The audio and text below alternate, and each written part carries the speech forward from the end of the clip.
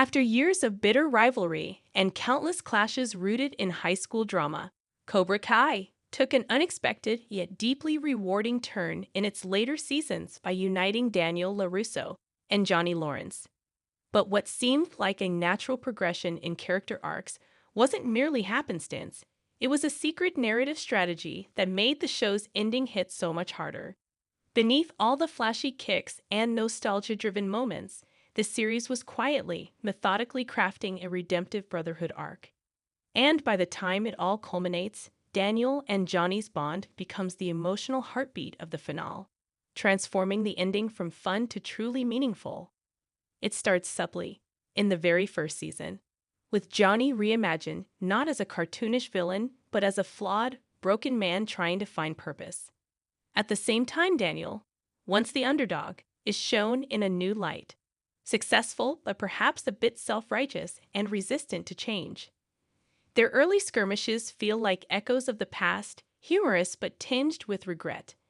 And while their initial hostility drives much of the conflict, the writers begin laying the groundwork for something deeper.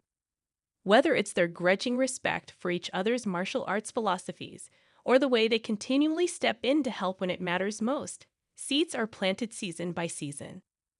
What truly elevates this arc is how organically the friendship evolves. It's never a sudden revelation or a tidy reconciliation. Instead, every beat of their relationship is earned. Johnny's decision to walk away from Kreese, Daniel's willingness to let go of past grievances, and their joint efforts to train a new generation. Each step inches them closer. The writing makes it clear. While they may never agree on everything, their shared history and mutual desire to protect their students binds them more than old rivalries ever could divide. Season 5, in particular, leans heavily into this dynamic. As the threat of Terry Silver escalates, Daniel and Johnny are forced to confront their biggest demons, not just external ones, but their own pride and insecurities. By teaming up to dismantle Cobra Kai's toxic legacy, they're not just fighting a common enemy, they're rewriting their own narratives. And that rewriting doesn't just happen in speeches or dramatic declarations. It happens in training scenes, in awkward but heartfelt conversations, in moments where one steps back so the other can lead. But perhaps the most impactful part of this plan lies in how it reframes the entire franchise. For decades, fans were split. Were you Team Daniel or Team Johnny? Cobra Kai erases that binary. The real win is not who got the trophy or who was technically the better fighter. The real win is growth, forgiveness, brotherhood. The fact that Johnny can now laugh at a memory that once haunted him, or that Daniel can admit his own faults. Those are victories the original movies never had room for. And they make the payoff at the end feel not only satisfying but profound. The final episodes deliver on this emotional buildup without falling into cliché.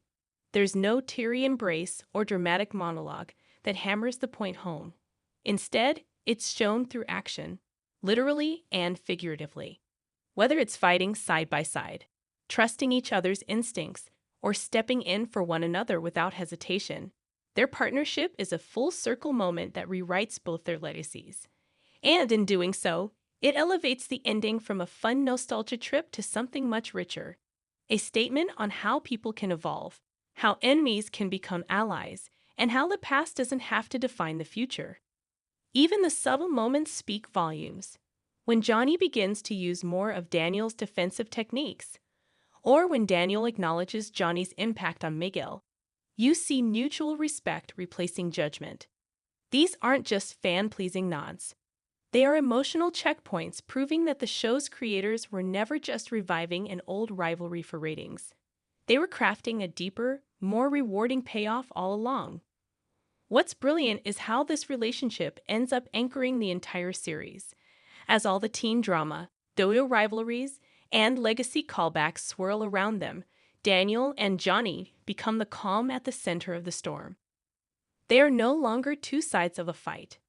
They're co-mentors, co-leaders, and finally, co-survivors of a life they both spent far too long trying to win instead of understand. By letting them grow together, the writers give fans something better than a victor. They give us closure. And that's the true secret of Cobra Kai's success. It didn't just bring back the Karate Kid universe, it redefined it. By focusing so intently on the emotional journey of its two central figures, the series gave us an ending that wasn't just about defeating Cobra Kai or crowning a champion. It was about healing. And in that healing, Daniel and Johnny's friendship becomes the series.